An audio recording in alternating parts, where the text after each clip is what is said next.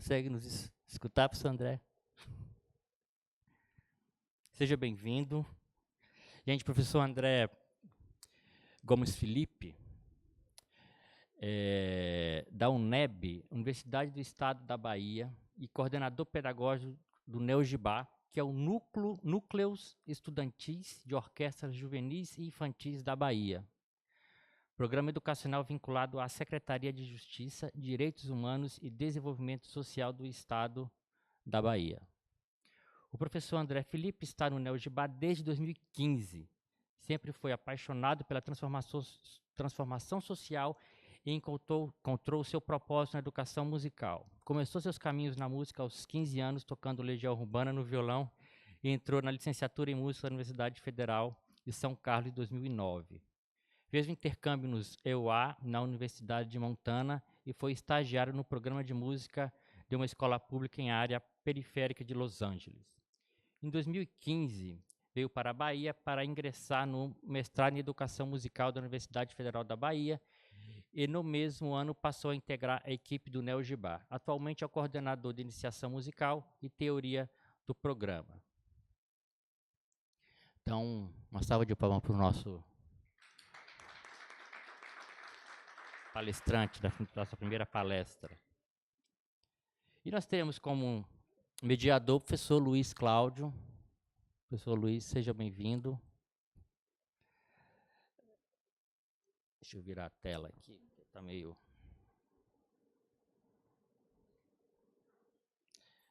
Então, professor Dr. Luiz Cláudio Pires Seixas, docente efetivo do curso de música da Universidade Federal de Rondônia, doutor e mestre em música, composição, bacharel em composição e regência, licenciado em música, especialista em docência com foco na educação básica.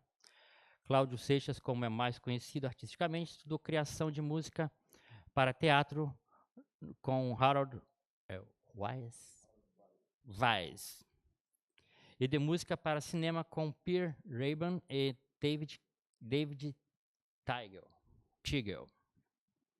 Com uma experiência docente que vai da educação infantil à superior, no terceiro setor, com crianças em situação de vulnerabilidade social, e desde 1995, diversos cursos de extensão oferecidos pela Universidade Federal do Sul da Bahia, a Universidade Federal do Recôncavo Baiano e a Universidade Federal da Bahia. Foi coordenador de tutoria do curso de licenciatura em música à distância da UNEB e orientador de trabalhos de conclusão da especialização em atendimento educacional especializado na perspectiva de educação inclusiva pelo IFNMG, Instituto Federal do Norte de Minas Gerais.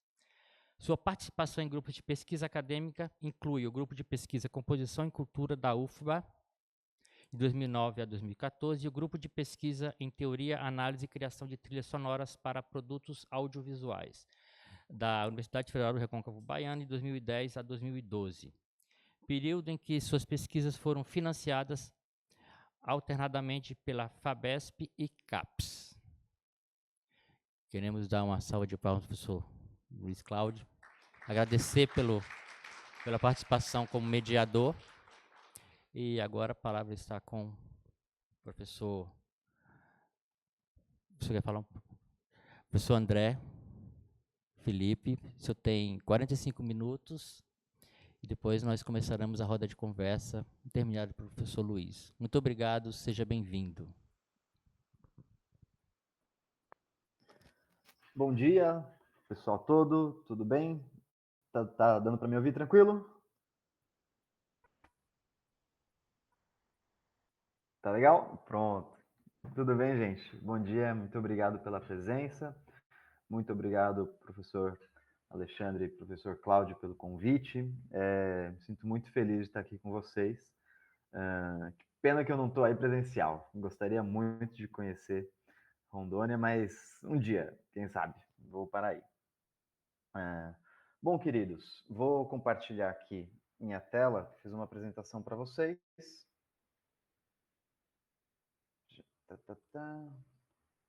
Chegou aí?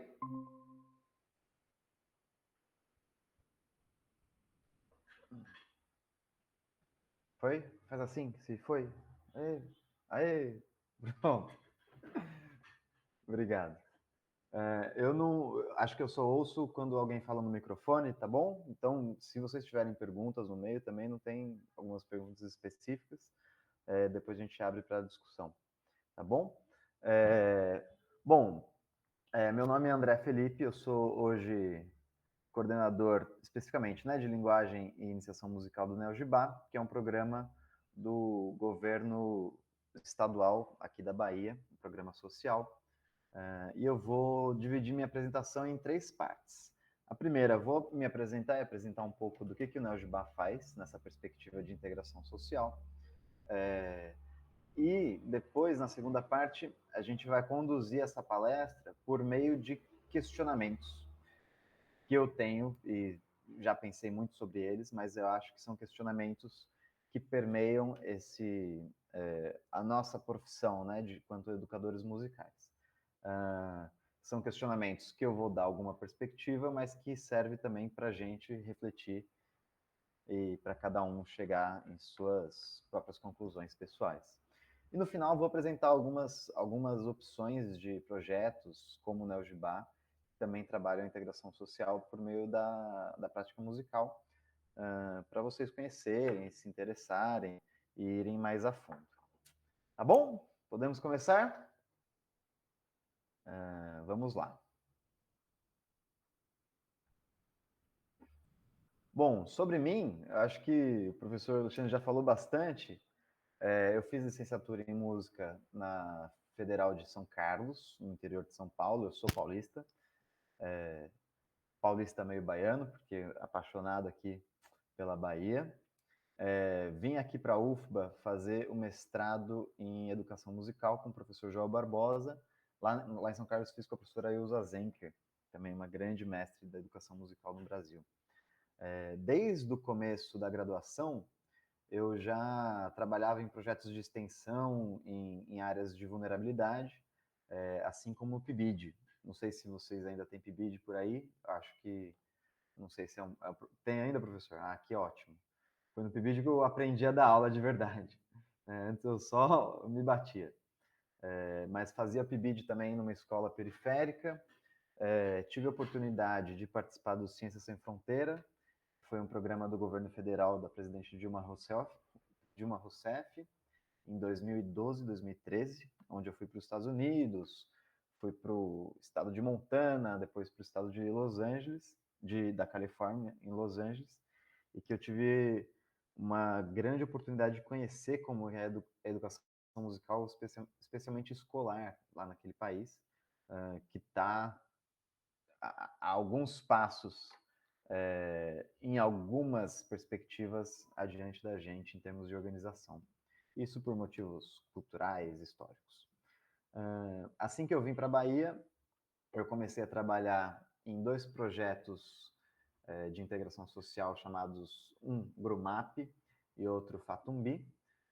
Grumap é o Grupo de Mulheres do Alto das Pombas, um bairro aqui próximo à UFBA, com orquestra de cordas dedilhadas, com a molecadinha, e o Fatumbi era um projeto semelhante, que era lá perto, e também tive a experiência de trabalhar num centro de apoio de psicossocial, de assistência psicossocial, que é uma política pública do Ministério da Saúde, especificamente para usuários e dependentes químicos. Então foi um baita desafio, foi um grande aprendizado. E em 2015 eu entrei no NeoGibá, que, como o professor falou, antes eram núcleos estaduais, agora são os núcleos estudantis de orquestras juvenis e infantis da Bahia, uma sigla. E que daí eu já fiz várias coisas. Vou passar bem por cima das coisas que eu fiz no NeoGibá, só para a gente continuar. Eu entrei como coordenador de iniciação musical e linguagem, que produzia o currículo, formava os monitores dessa área. E também fui coordenador do Núcleo Liberdade, que foi aquelas experiências, eu gosto sempre de comparar quando a gente assiste filme de professor de música, então tem o filme do Lázaro Ramos, você pega os menininhos pequenininhos que não toca nada e vê os meninos evoluindo, foi a minha experiência mais maravilhosa de vida que eu tive nesses 3 anos de Núcleo Liberdade. encabecei a criação do Neogibá Sem Fronteiras, que é uma plataforma de cursos completamente gratuitos, cursos de instrumento e de outras áreas de música.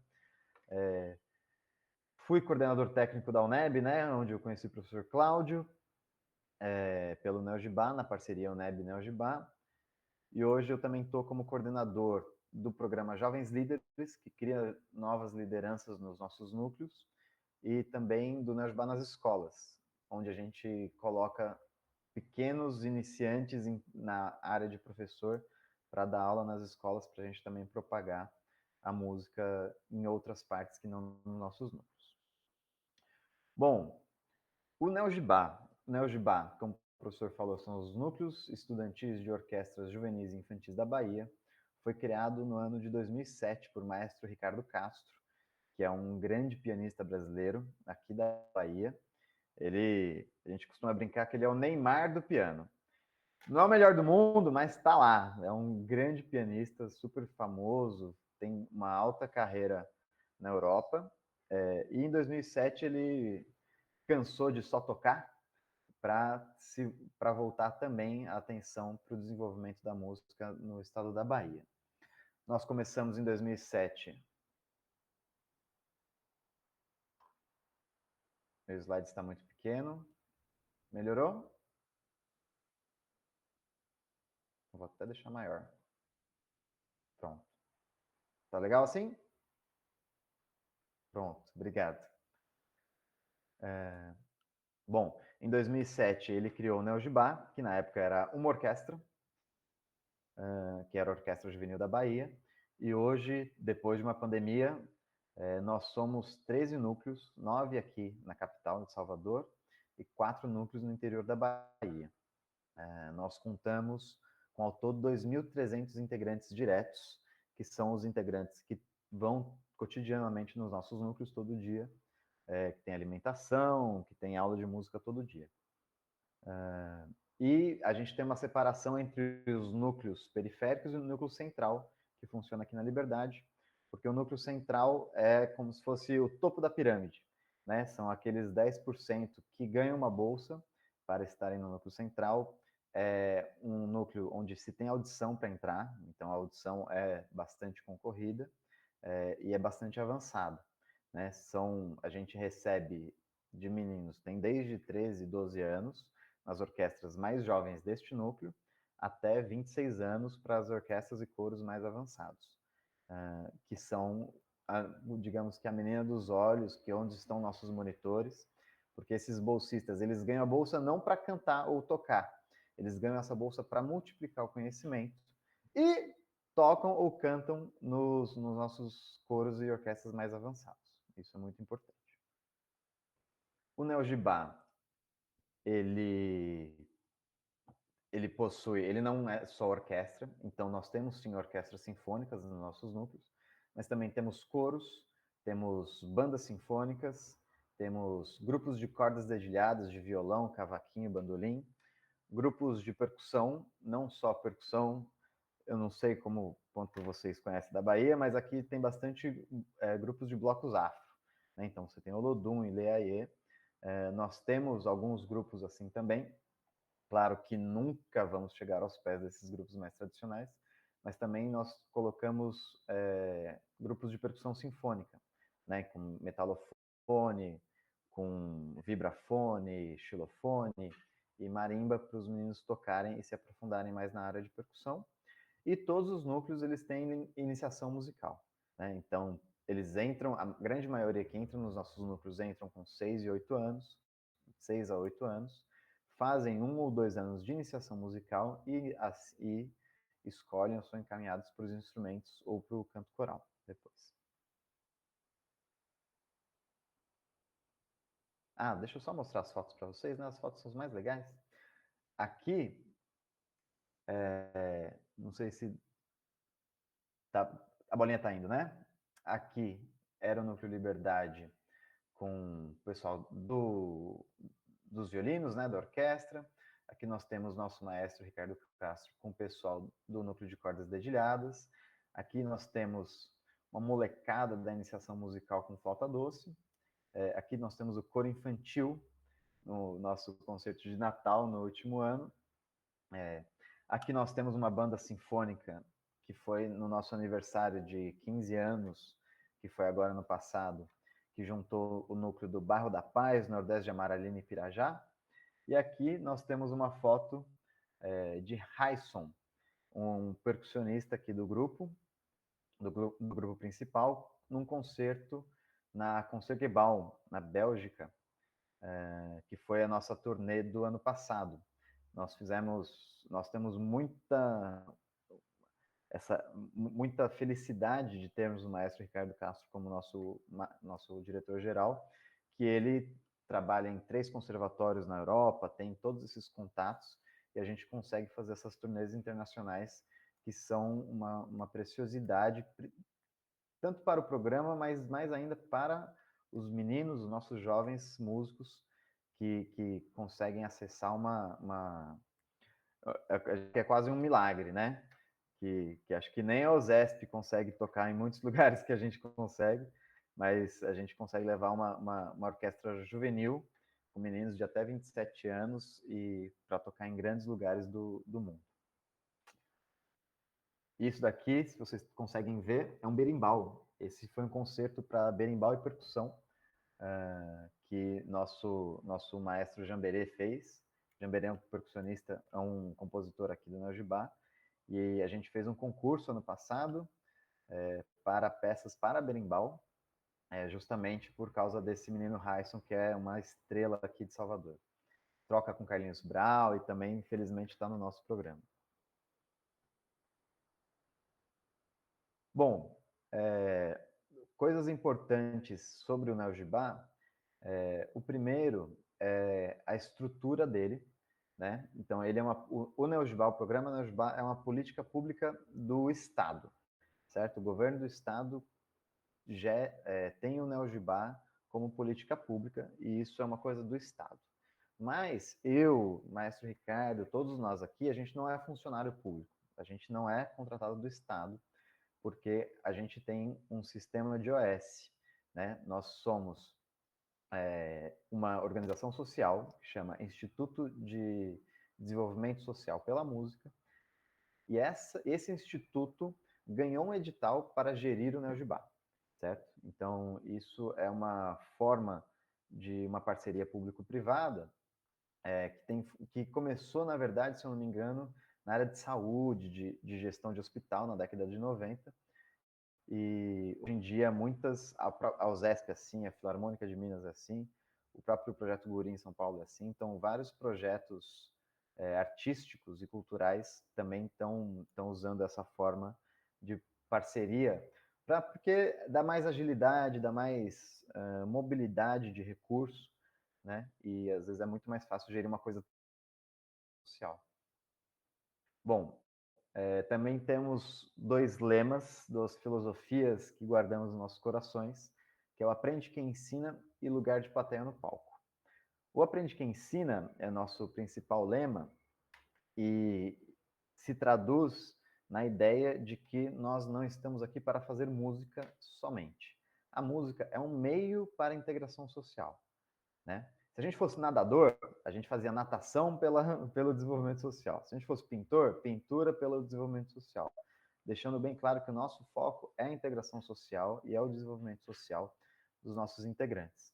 A gente é músico, né? Então a gente acha que a música é um grande meio para a gente atingir esse objetivo, por isso que a gente faz na música.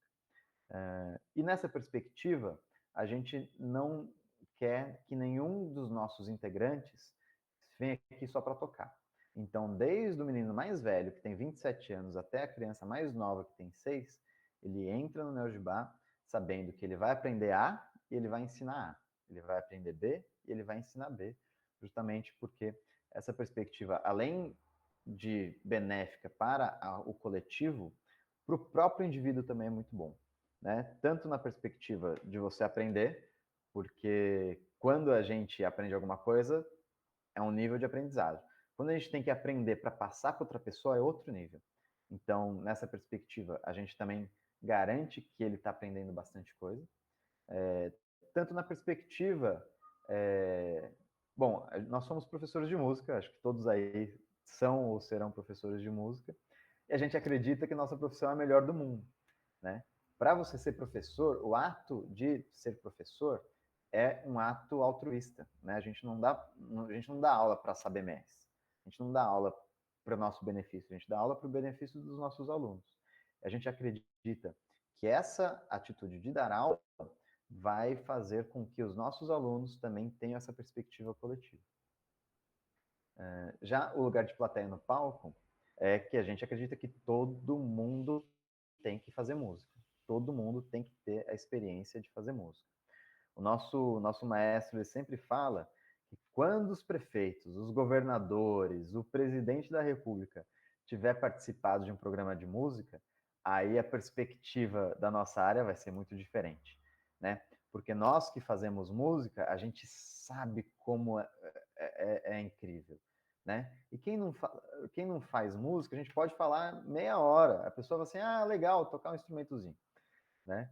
Então, a gente acredita muito que todo mundo tem que ter acesso, não a só assistir, mas também a fazer música coletivamente. Bom, agora que eu já apresentei um monte de coisa, eu vou passar o vídeo institucional para fechar com chave de ouro essa introdução. Me fala se, eu acho que eu compartilhei certo, mas me fala se o som tá chegando bem para vocês, por favor.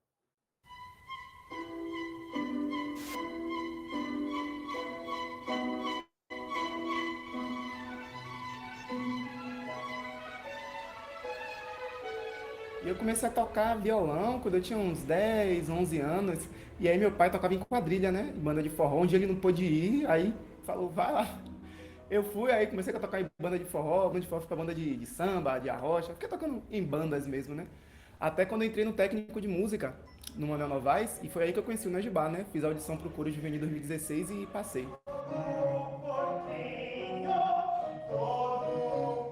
Fui 4 anos do coro, 1 ano da OCA e esse ano estou na juvenil. Acho que a disciplina que o Najibá foi me impondo de uma forma natural fez eu amadurecer para diversas outras coisas. Tanto a área acadêmica, quanto na área profissional, quanto na área artística. O Najibá foi idealizado em 2007 pelo pianista, maestro e gestor cultural Ricardo Castro, atendendo a uma demanda do governo do estado da Bahia, que o convidou a pensar num programa para a juventude baseado nos principais pilares da formação humana: a educação, a cultura e o desenvolvimento social. Najibá, núcleos estaduais de orquestras juvenis e infantis da Bahia.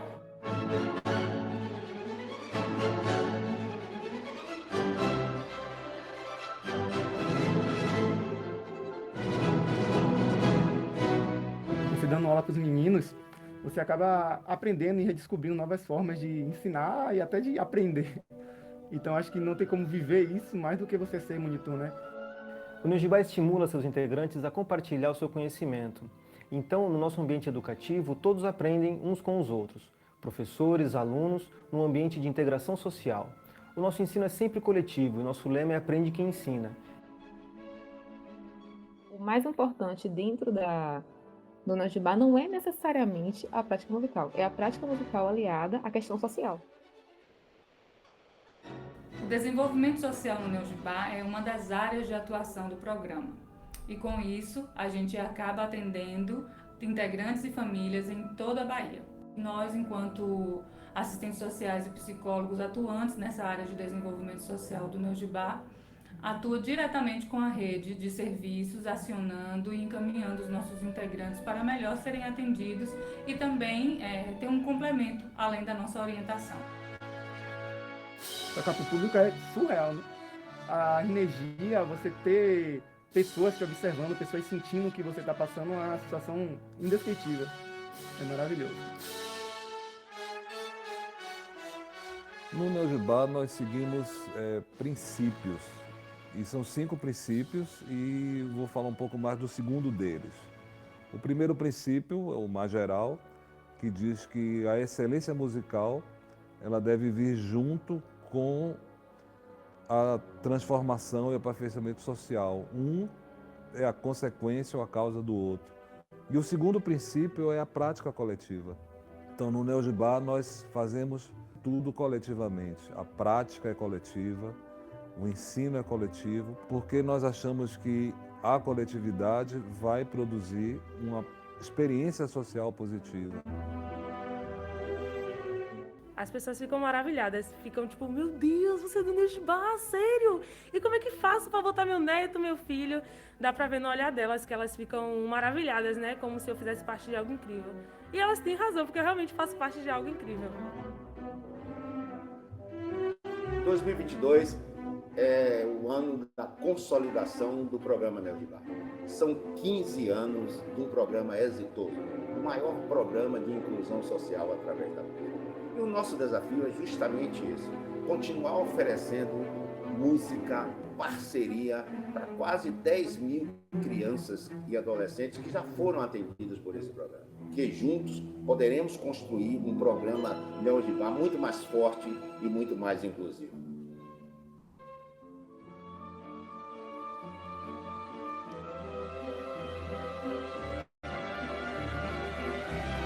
A gente tem nossa vida mudada completamente pela música e isso é muito bonito.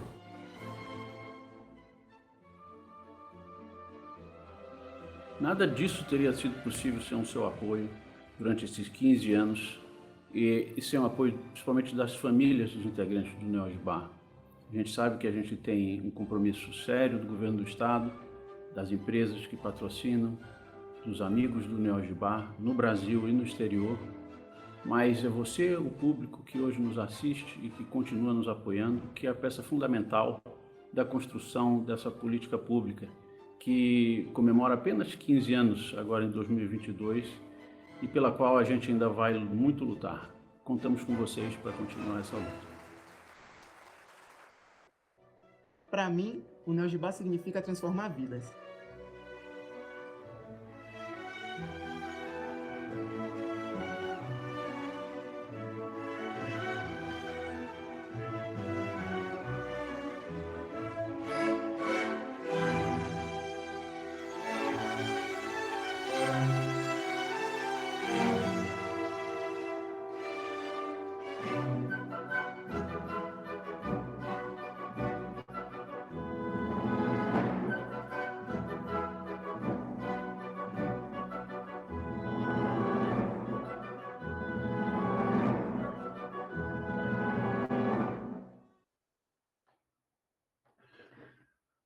Bom,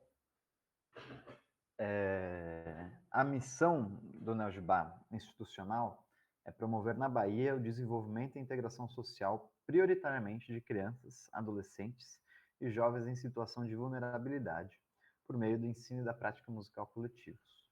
Então, dessa missão, a gente pode tirar que o objetivo do Neogibá é promover o desenvolvimento e a integração social. É esse, não é fazer música, não é fazer orquestra, não é fazer turnê, não é nada. É esse, o desenvolvimento e integração social. A gente prioriza as crianças, adolescentes e jovens em situação de vulnerabilidade. Ou seja, é uma prioridade, mas não é uma exclusividade. Ah, eu tenho uma grana, sou proibido de entrar? Não, lógico que não. A gente só tem prioridade nas pessoas em situação de vulnerabilidade. E vocês sabem que vulnerabilidade não é só não ter dinheiro. Né? Existem diversos tipos de vulnerabilidade. E a gente coloca aqui que a gente vai fazer isso por meio da prática musical coletiva, né? Que isso é muito importante. A gente não é um conservatório onde o menino vai estudar seu violino com seu professor. É outra perspectiva de educação musical. A nossa visão é que a prática artística, não só musical, a prática artística esteja ao alcance de todos e seja reconhecida como de desenvolvimento humano, que é isso que a gente fala no lugar de estar no palco. A gente acredita que todo mundo tem que ter uma prática artística, porque isso é intrínseco ao ser humano, né? Nós somos seres que precisamos nos expressar e não é só de uma maneira que nós podemos nos expressar. Bom, chega um pouco de Neogibá, agora a gente vai entrar na perspectiva das questões, dos questionamentos. E eu vou deixar os questionamentos aqui e vou deixar um pouco para vocês, mas espero que vocês peguem essas perguntas para vocês e trabalhem um pouco consigo mesmos, com seus colegas, porque isso não existem verdades a partir daqui, tá bom? Então vamos lá. Por que uma educação musical visando a integração social? Né?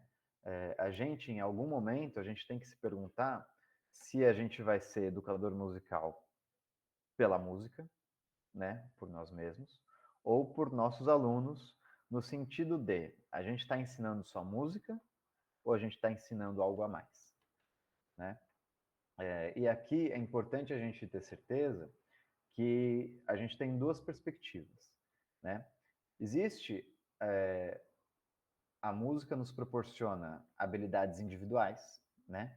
E daí a gente pode pensar em concentração, em capacidade de escuta, em aprender a estudar, que são habilidades individuais. Eu tenho, o professor Cláudio tem, o professor Alexandre tem. Cada uma, a gente pode desenvolver isso pela música, por outras coisas, mas a minha habilidade de saber estudar vai ser diferente da de professor Cláudio, por exemplo, né? Só que nós também temos habilidades sociais, que é respeitar o próximo, ter essa capacidade de escuta, né? Como que eu trabalho esse escutar ao próximo se eu estudo meu piano sozinho dentro de casa, né? Se eu tenho só esse momento com o professor.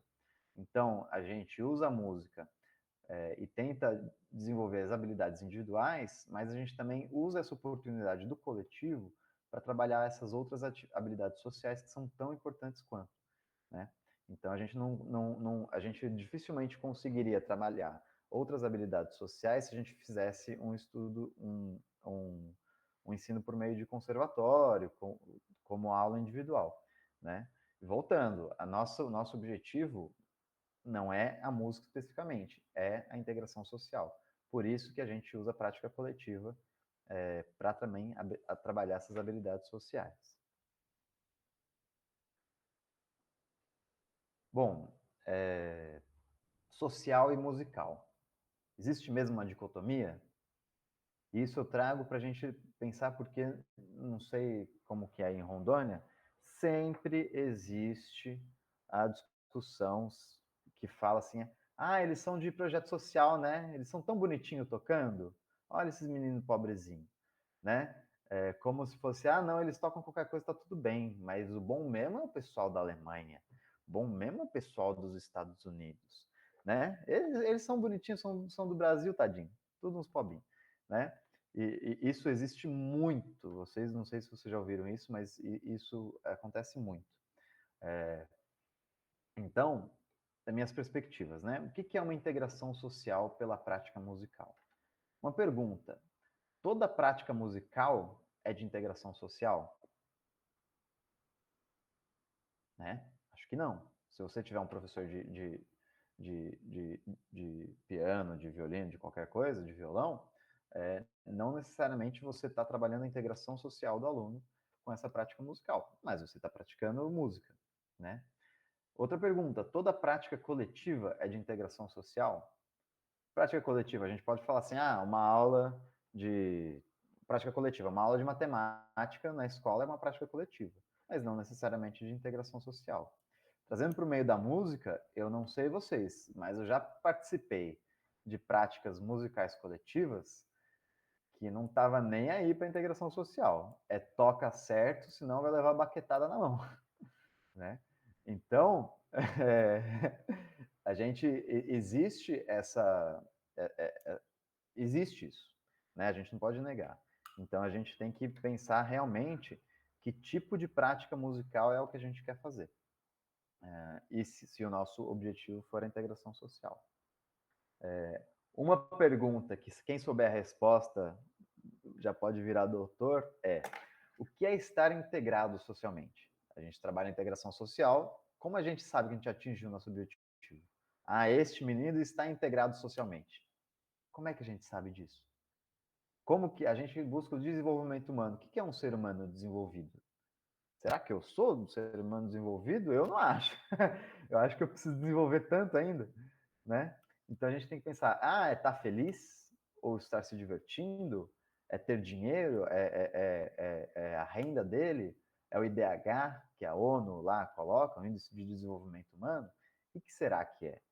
Né? E isso a gente está... É uma discussão, enfim, que não teve fim ainda no mundo, né?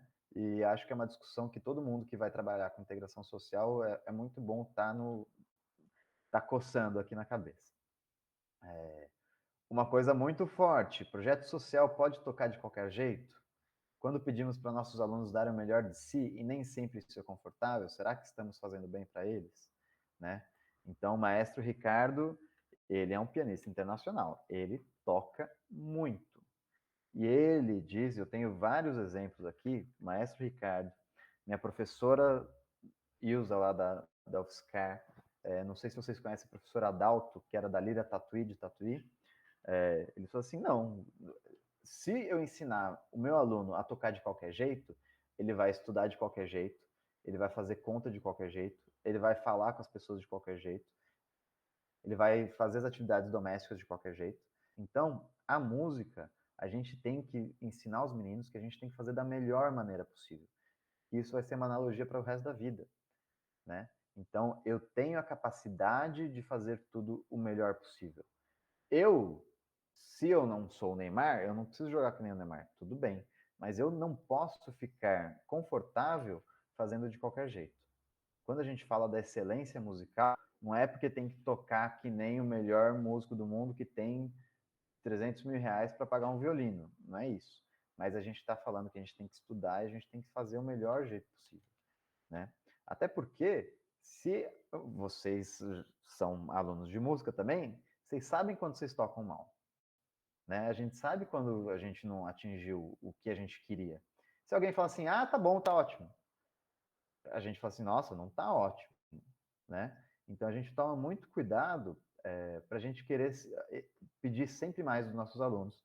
Claro que com a consciência, conhecendo cada um, com o cuidado que cada um precisa, mas a gente fica muito esperto para sempre falar assim, a gente tem um ditado aqui que o nosso maestro Marx fala, que é o bom é sempre o inimigo do melhor. Se você tá bom, quer dizer que a gente não vai melhorar, né? Então, tá bom, mas precisa melhorar isso. Tá bom, mas isso daqui a gente precisa dar mais atenção. Então, a nossa excelência musical é sempre nessa perspectiva.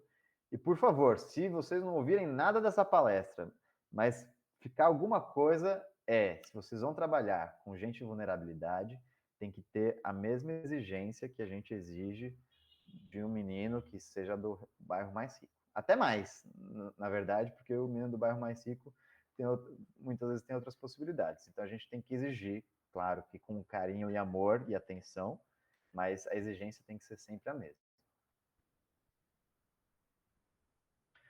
Coloquei essa frase aqui porque ela foi muito emblemática para o programa Neo Jibá, mas também eu guardei para sempre.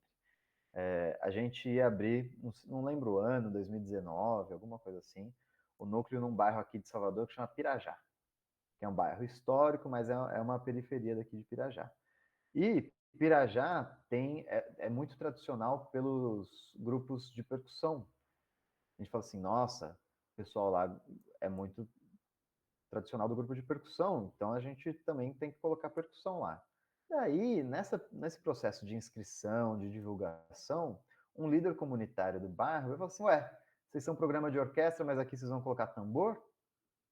A gente não é bom bastante para tocar violino? O que está acontecendo?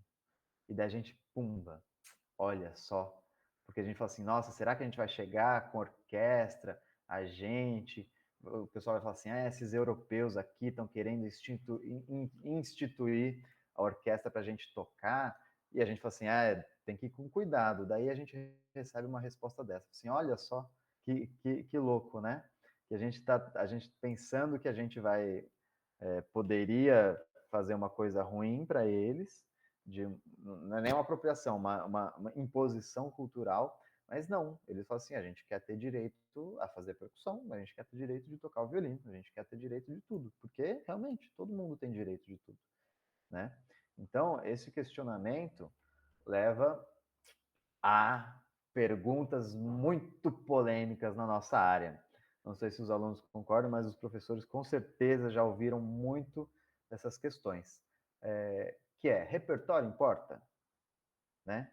Ah, vou tocar só Mozart e música europeia. Será que é o melhor? Né? Será que tanto faz se eu tocar Chico Buarque ou Barões da Pisadinha ou Mozart? Será que importa?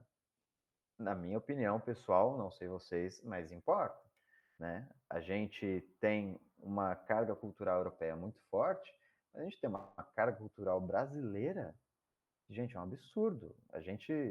Eu costumo abrir recentemente um museu de música da Bahia, e eu falo assim, eu não sei em Rondônia, mas aqui na Bahia, eu acho que a produção cultural aqui é maior do que alguns países do mundo, sabe? É muito rico. A gente tem uma riqueza incrível.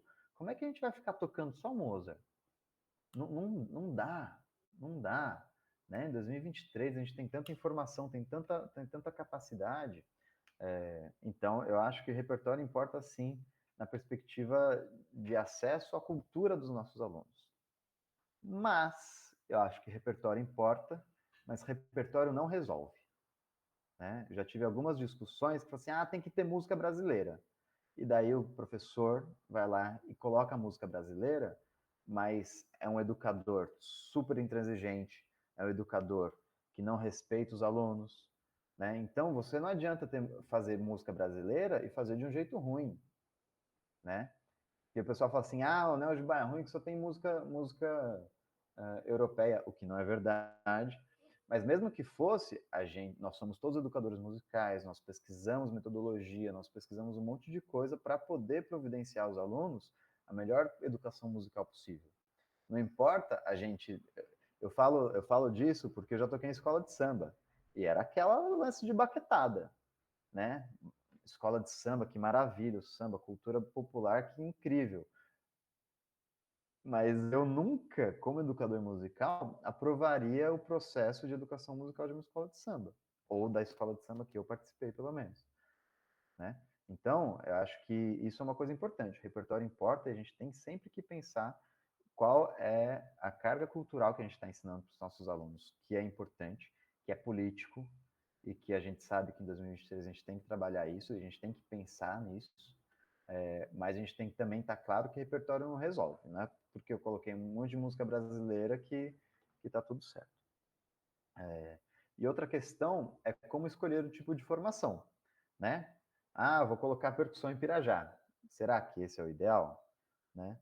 Eu gosto muito da orquestra porque eu vim de uma orquestra comunitária experimental, que é a Orquestra da Federal de São Carlos, onde a gente tinha contrabaixo, violoncelo, violino, e a gente tinha saxofone, a gente tinha flauta doce, a gente tinha um naipe de xilofone Zorf, né? Então, a questão, quando a gente pensa em orquestra sinfônica, muitas vezes a gente pensa naquele conceito de orquestra formal, com oboé, fagote, clarone, se não tiver esses, não funciona.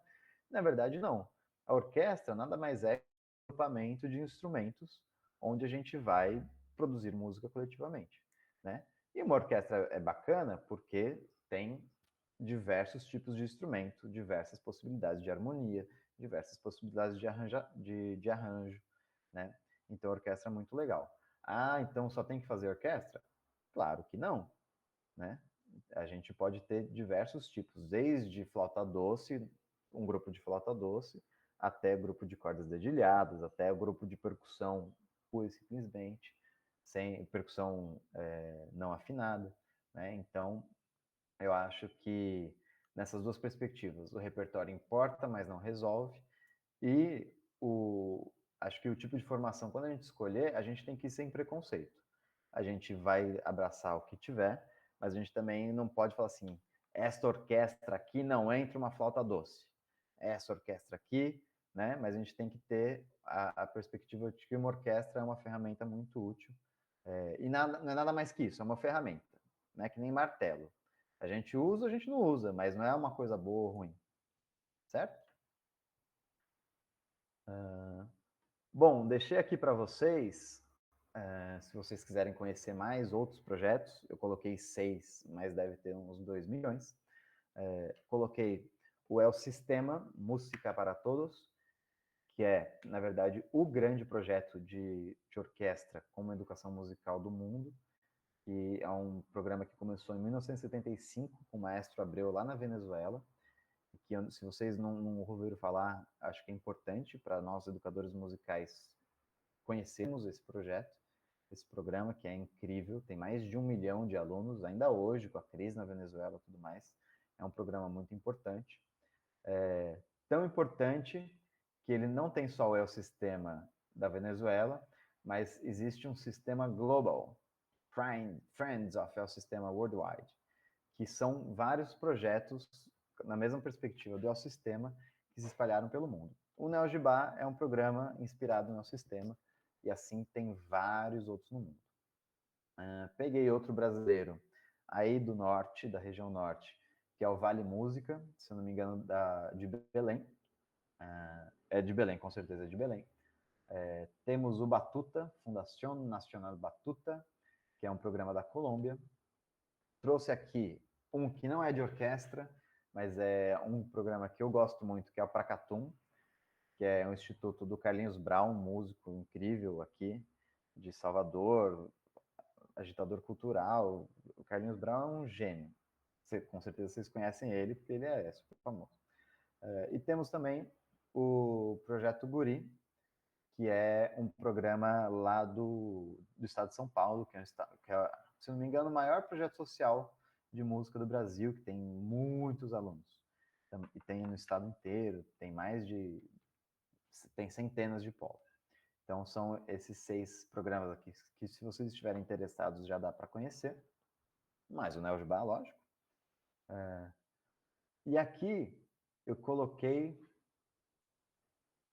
4 filmes que, se vocês estiverem interessados, dá para assistir. Tem o Tocar e Lutear, que é o primeiro filme que foi feito lá na Venezuela. Tem esse El Sistema, que já mostra o maestro Dudamel já um pouco mais velho. E tem esse Mata Tigre, que é um filme menos, nem comercial, né? Mas menos oficial do El Sistema. Mas é muito interessante também. E temos aqui, quem tiver Netflix, pode assistir o documentário do próprio NeoGibá, que mostra nossa história na turnê de 2018, se eu não me engano. E eu vou pedir licença para vocês, nesses 2 minutinhos, antes da gente acabar, de colocar o trailer aqui, para vocês terem um gostinho de assistir. Tá bom? A gente, dentro do NeoGibá, estamos questionando toda uma lógica do sistema. Você já pensou que Beethoven, ou Bach, ou Bruckner, quem fosse, não imaginava que pessoas negras, jovens, de uma das cidades que não tem tanto incentivo à música assim, pudesse subir num palco e mostrar para o mundo, para o Brasil, que a música é importante, que aquilo importa, a gente está ali unido naquele momento, sabe?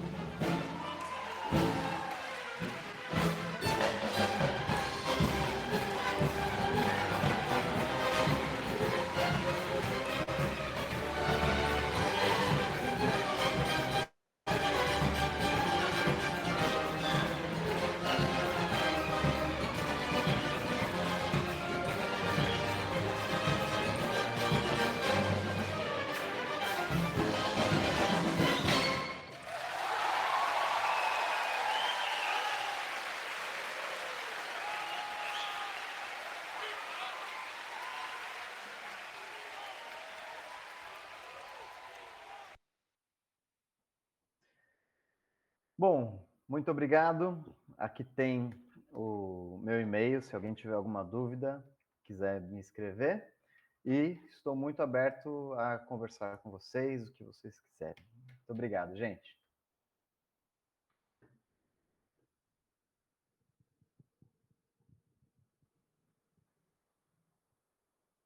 Olá, professor André.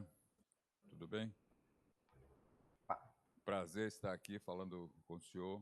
Eu gostaria de parabenizar pela exposição sua, tão rica, tão esclarecedora, e também pelo projeto aí do NeoGibá, um projeto realmente muito inspirador. Eu pude perceber aí o respeito que vocês têm pelo aprendizado dos frequentadores aí, dos membros do NeoGibá, né? especialmente no que diz respeito ao fomento que vocês dão aí, a responsabilidade, a autonomia do aprendiz, né? Então, faz com que o aprendiz realmente possa exercer a cidadania assim, de forma autônoma e bastante verdadeira.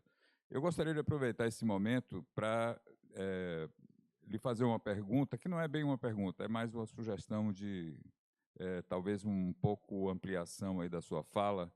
O senhor falou aí de passagem de uma plataforma online, não é, que são disponibilizados materiais de aprendizado. Isso daí seria muito interessante aqui para o nosso público aqui na Universidade Federal de Rondônia. Se o senhor puder falar um pouco mais sobre isso. É uma plataforma que eu já sabia disso, né, mas assim, disponibilizam cursos e iniciações a alguns instrumentos, talvez. Então, é essa pergunta, digamos assim, que eu gostaria de te fazer. Muito obrigado, hein? Pronto, obrigado, professor Cláudio. Bom, tivemos a pandemia, né, em 2020, e foi um baque para todo mundo.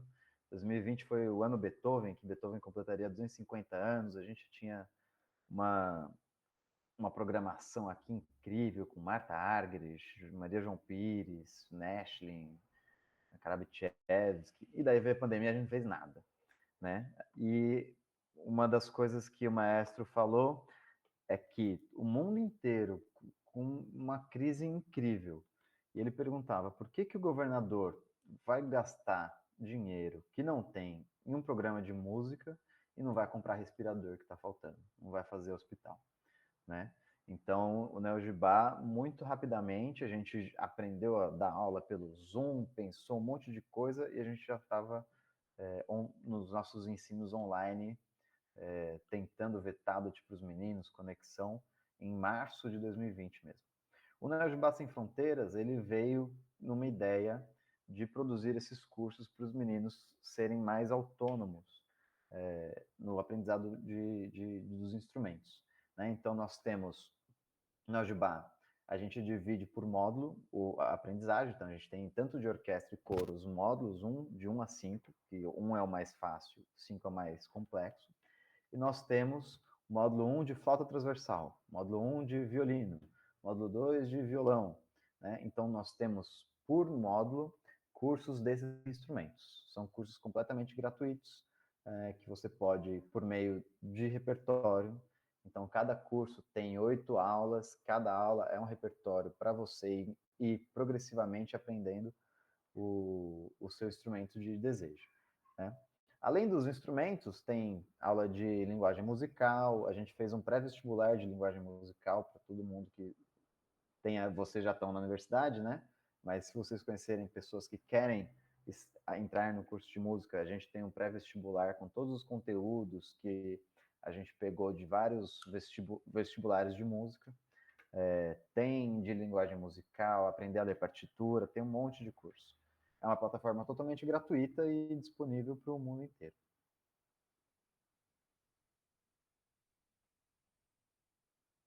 Acho que foi claro, professor Cláudio? E o acesso a essa plataforma, o senhor poderia compartilhar com a gente o endereço, para que todo mundo possa, eventualmente, fazer uma pesquisa aí nessa plataforma? Com certeza. O site especificamente é semfronteiras.neogibá.org, né? Então, se vocês forem lá no semfronteiras.neogibá.org, vai achar todos os cursos. Se vocês quiserem também, no site do NeoGibá tem uma aba só para o NeoGibá Sem Fronteiras. É possível de pesquisar assim também. Maravilha. Tem algum dos presentes que gostaria de fazer alguma pergunta?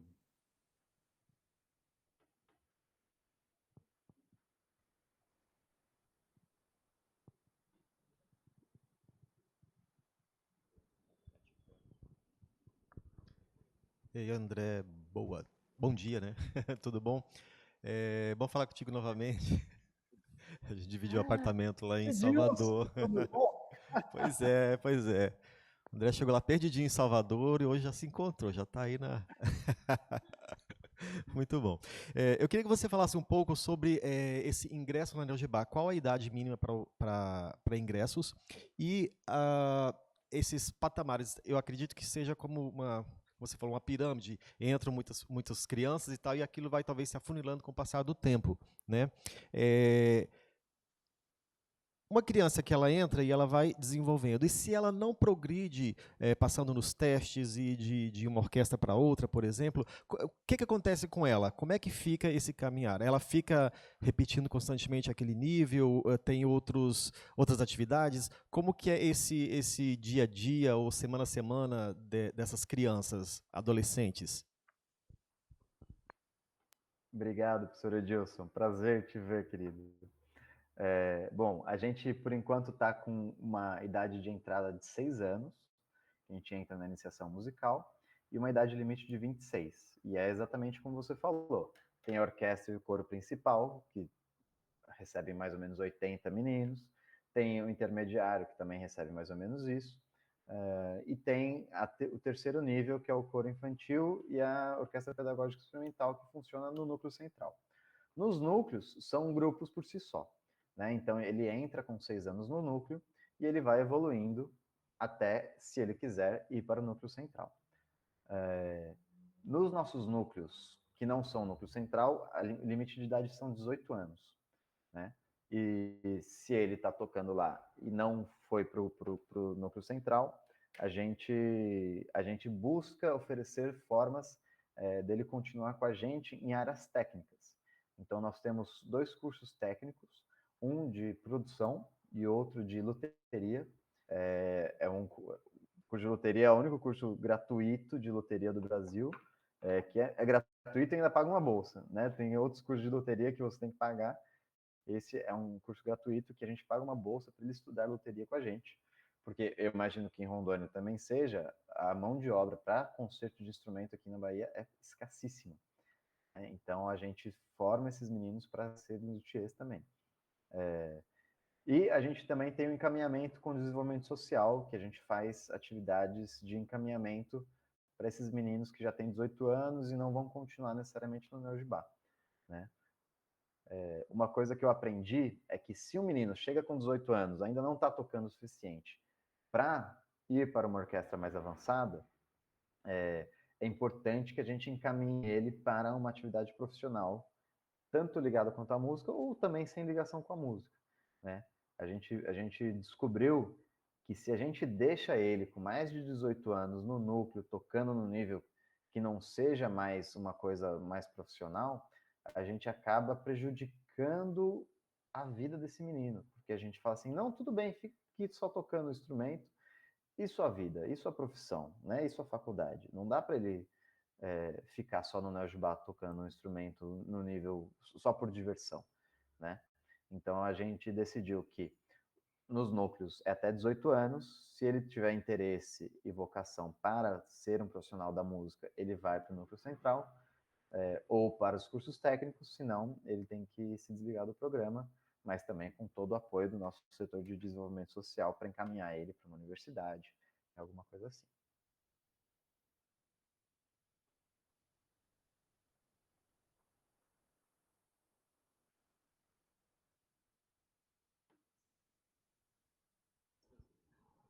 Não, só enfatizar que não é loteria, luteria, né? Luthier, fabricação de instrumentos.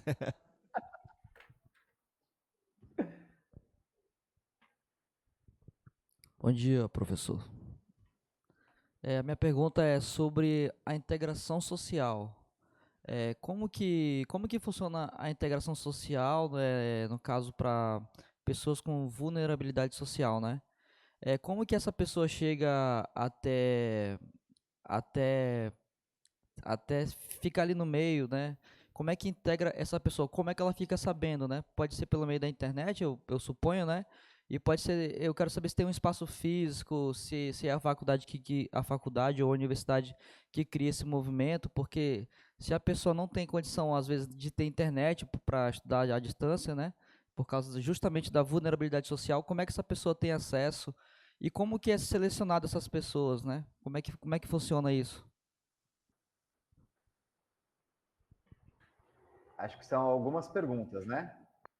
Que uma é sobre o acesso digital, né, do Neogibá Sem Fronteiras, Isso é uma coisa que, na verdade, a gente não faz uma seleção, é aberto para todo mundo, é como um site da internet. Você acessa e você faz seu curso sem precisar de uma seleção, né? Agora, outra coisa, né, me corrija se eu estiver entendendo errado. Outra coisa, como as pessoas em vulnerabilidade acessam as aulas do NeoGibá. É isso mesmo a pergunta?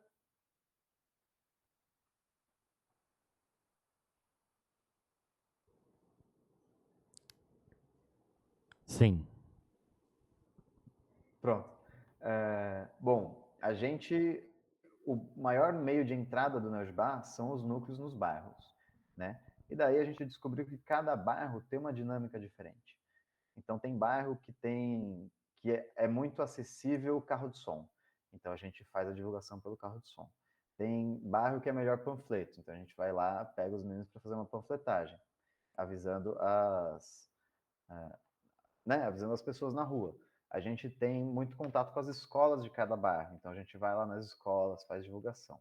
Mas a gente sempre encaminha as pessoas por meio da internet, né? A gente divulga nossas vagas pela internet e a gente faz um formulário daquele do Google para ele preencher, para ele fazer uma pré-inscrição com a gente, que também é sempre gratuita e tem acesso para todo mundo. A gente não tem nenhum pré-requisito para entrar no NeoGibá. A gente recepciona todo mundo, claro que respeitando os limites de capacidade de cada núcleo.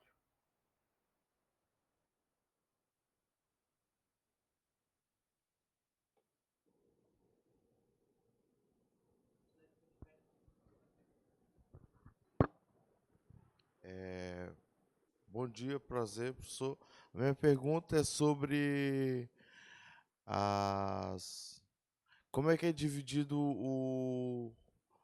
os ciclos, né, do produto que vocês servem aí, que é o encerramento, no caso, de um grupo, por exemplo, orquestra, é anual, semestral, como é dividido a conclusão de cada módulo?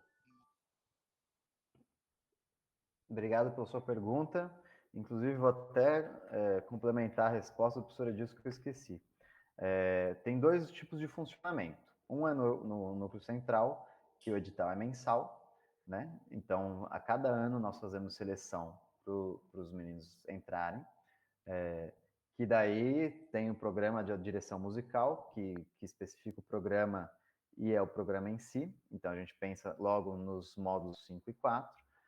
Mas nos núcleos é uma coisa muito mais cíclica, né? Porque todo ano a gente recebe novas pessoas, mas todo ano quem estava continua, né? Então tem meninos, tenho ido nos núcleos agora, tem meninos que já estão relativamente avançados, mas que não foram para o núcleo central, que eles vão tocar junto com os meninos que estão entrando esse ano, né? Porque justamente a gente não tem não é seriado, né? Não é que nem na escola, que tem a primeira série, segunda série, agora é ano. Primeiro ano, segundo ano, terceiro ano, né? O menino que está há 5 anos no NeoGibá, nos núcleos, ele vai tocar o mesmo repertório do menino que está chegando agora. E isso é uma dificuldade para nós professores, mas é uma oportunidade muito legal, porque a gente tem músicas que são mais complicadas e que vão puxar os meninos mais novos. A gente coloca pensando nos mais avançados, mas que puxam os meninos mais novos para aprender, do mesmo jeito que a gente tem músicas menos avançadas, que vão dar oportunidade para os mais velhos atuarem como tutores dos mais novos, né? Também pensando nessa coisa de multiplicar. Então, essa música eu toco fácil, já toco coisa muito mais difícil. Então, eu consigo ajudar meus novos colegas a se desenvolver, e nisso ele está aprendendo tanto musicalmente, né, como solidificando as técnicas de instrumento que ele toca, quanto dando essa oportunidade para ele aprender a multiplicar também, né? Dependendo de núcleo, tem orquestra avançada, tem orquestra iniciante, mas a gente sempre junta essas orquestras, pensando nesse sistema de aprendizagem. Dá muito mais trabalho para nós, professores, mas é muito mais frutífero para os alunos. Professor, agora é o professor Alexandre. Queria lhe fazer uma pergunta. A gente vê pelos vídeos que o senhor demonstrou que o resultado musicalmente ele é fantástico. Então, sim, a gente já sabe que os alunos são muito bem direcionados musicalmente, assim, a respeito da musicalidade. Mas eu quero sair um pouco desse âmbito da área musical. Eu gostaria de saber como é a questão do... Achei muito interessante essa filosofia de o aluno não somente ser um bom músico, mas também ser um bom cidadão. Como é que funciona a questão da assistência social a esses crianças e adolescentes que estão em vulnerabilidade social? A gente sabe que é muito difícil, né? Às vezes, algumas famílias têm necessidades financeiras, mas também outros que isso é decorrência de outras necessidades e acarretam outros problemas na família. Quando esse aluno ele é um bom aluno musicalmente falando, mas ele não corresponde muito bem no seu lado cidadão, como é que funciona o assistencialismo? A assistente social vai na casa, conversa com os pais, conversa com o aluno. Como é que funciona isso, por favor? Obrigado, professor, pela pergunta. Ótima pergunta. Nós, desde, se não me engano, 2010, o NEOJBA começou em 2007 pela Secretaria de Cultura do Estado. Em 2010, 2011, nós passamos para a Secretaria de Justiça e Direitos Humanos e Desenvolvimento Social, né? Isso foi uma mudança muito importante, porque junto com isso a gente criou uma coordenação de desenvolvimento social, que hoje é uma gerência, até o Gair, que apareceu no vídeo, é a gerente de desenvolvimento social, e é um dos pilares do NEOJBA, né? Porque, querendo ou não, nós músicos, a gente sempre vai ficar meio propenso para a música, né? Ou para o ensino de música. E ter esse olhar é muito importante. Então, nós temos um departamento de desenvolvimento social que tem psicólogos e assistentes sociais que trabalham, tem núcleos de referência, né? Então, assistente social X trabalha em tal núcleo, tal núcleo, tal núcleo. Sempre nesse apoio às mães. Então, a gente trabalha com encaminhamento para psicólogo, que a gente tem psicólogos e médicos voluntários, com encaminhamento para o CAD único, com na verdade, não sei se vocês sabem, mas existem muitos programas de atendimento do governo. Acho que agora, a partir desse ano, vai ter mais ainda. Só que muitas das vezes as pessoas não sabem, não conhecem, né? Então, você tem direito a um benefício do governo, mas não sabe.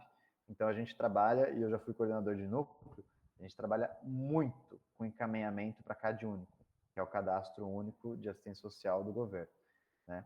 Então, a gente tem sempre essa possibilidade de escuta com psicólogos e de encaminhamento para os benefícios sociais que eles têm direito.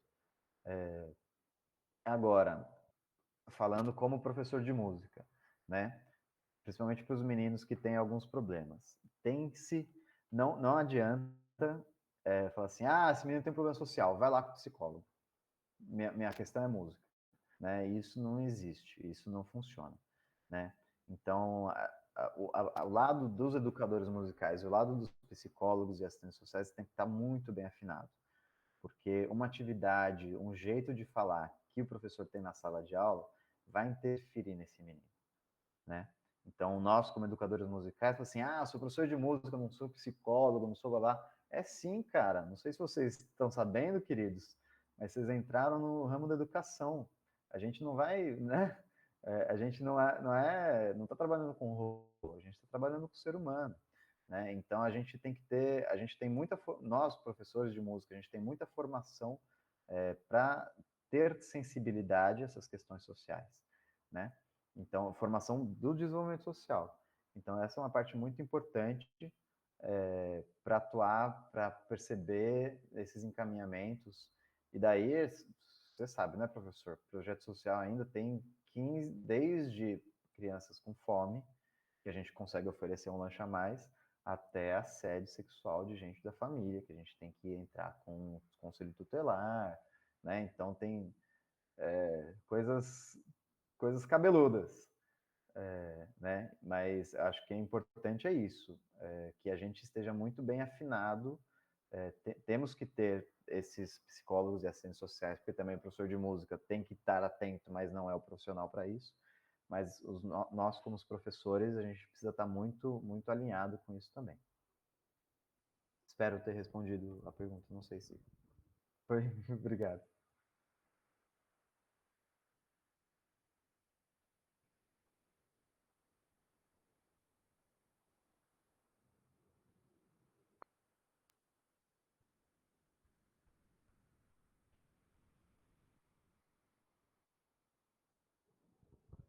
Bom dia, professor. Eu acho tão interessante o seu trabalho, sabe, que o senhor sabe falar, né, como resolver os problemas, a situação, né? Porque, às vezes, assim, né, o psicólogo, ele ajuda, né, a pessoa quando ela tem dificuldade de se comunicar com as pessoas, dificuldade de aprendizado, né? Então, assim, para mim é importante quando o senhor fala, e para mim é interessante, porque eu fui umas, né, que quando eu era pequena passei muita dificuldade, tinha muita dificuldade de falar com as pessoas, de se comunicar, muitas das vezes de aprendizado, e quando eu fui para psicóloga, isso me ajudou bastante. O senhor parece um psicólogo, um professor, porque o senhor sabe falar, né, de resolver os problemas através que o senhor se expressa, né? Isso para mim é importante, sabe? Quando o senhor fala e assim, né, quando o senhor entende, né, assim, quando a pessoa ela passa dificuldade, quando ela tem dificuldade de aprender, de raciocinar, né? Então, para mim é importante isso. Obrigado, tá? Obrigado a você, querida. Eu sei um pouquinho porque eu já passei muito apuro, e daí a gente não pode ficar no próprio mundo, né? A gente tem sempre que aprender. Mas trabalhar com... Eu acho que trabalhar com qualquer juventude, né? A gente precisa estar muito atento para dar o suporte para eles. Né? Não dá para lavar as mãos e falar assim, meu trabalho eu fiz. Né? A gente tem que estar sempre muito, muito preocupado com o desenvolvimento de cada um. Obrigado pelo seu comentário, querido.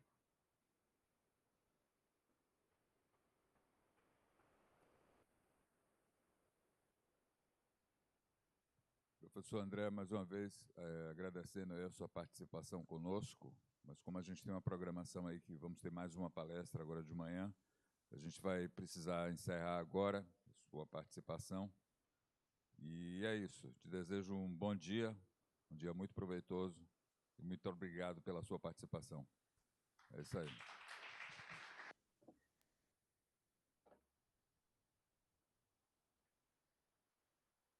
Professor Cláudio, professor Alexandre, professor Adilson, muito obrigado pelo convite, parabéns pela semana, tenho certeza que vai ser muito proveitoso, sucesso para vocês, e alunos do curso, vocês estão no melhor curso do mundo, nossa profissão é a melhor do mundo, parabéns, viu?